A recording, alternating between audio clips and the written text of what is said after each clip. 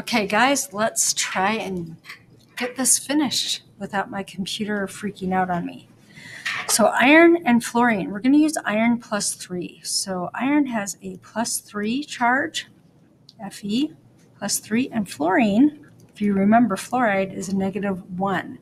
So what ratio do we need to put them together to get the charges to add up to 0? 1 iron and 3 fluorides. Okay, if that's all we've got, the only option we have is to break it apart.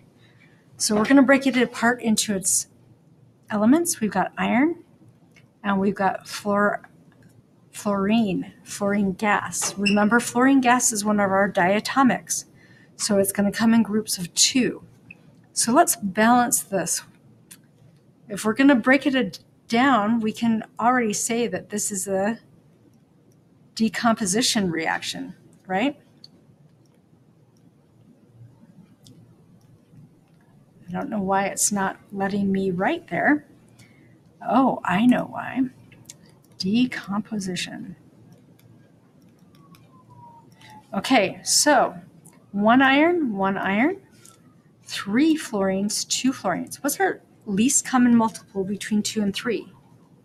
6, right? So I need to multiply this by 2 to get 6. I need to multiply this by 3 to get 6. It means I need to go back and fix my irons. Okay, chlorine gas. Chlorine gas is diatomic. And lithium is a +1 and iodine is a -1. What charge is chlorine going to acquire once it becomes an ion? Did you say -1? So do I have 2 positives that can switch places, or do I have 2 negatives that can switch places?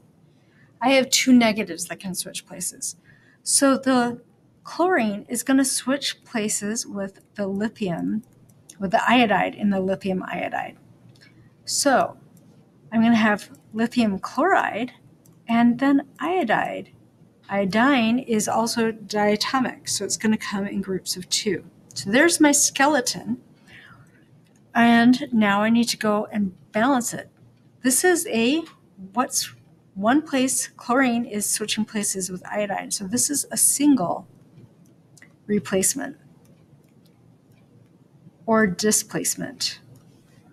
Okay, let's balance this. 2 chlorines, 1 chlorine. So I need to double this up. 1 lithium, 2 lithiums over here. So I need to double this up. 2 iodides and 2 iodides. Okay, calcium carbonate. So calcium is a +2, carbonate is CO3 -2. So we're going to put them together in a 1-to-1 ratio. And metal carbonates decompose, so we already know that this is a decomposition, into metal oxides. So the metal that we're using here is calcium. Oxygen is a -2, calcium is a +2, so 1-to-1 ratio. Calcium oxide and carbon dioxide. Okay, so there is our skeleton. Let's balance it. 1 calcium, 1 calcium, 1 carbon, 1 carbon, 3 oxygens. 1 + 2 is 3 oxygens. It's balanced the way it is. Okay, phosphoric acid. H3PO4. Ics come from 8, so phosphate is PO4 -3, so we have to put the 3 hydrogens on there. And sodium is a +1, so we have H and PO3 and hydroxide OH -1. So I have positives that can switch places and negatives that can switch places. So we're going to have a double displacement.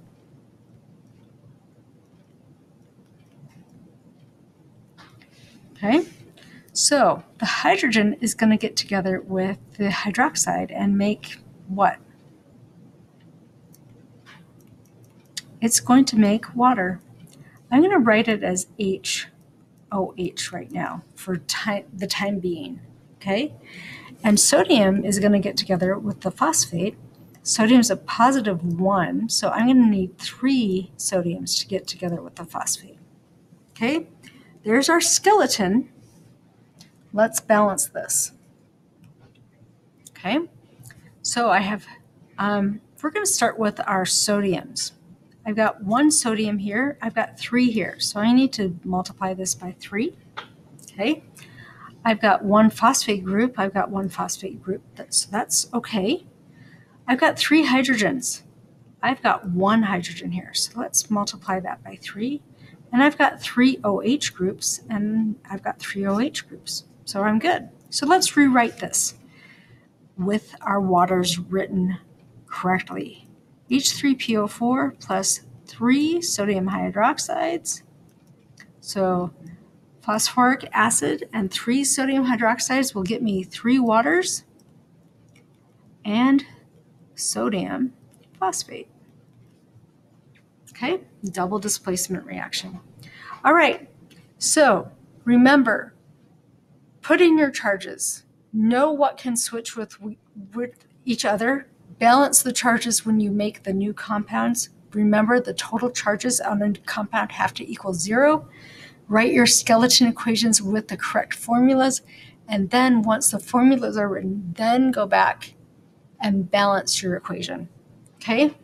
Have fun predicting reactions. We'll see you later. Bye.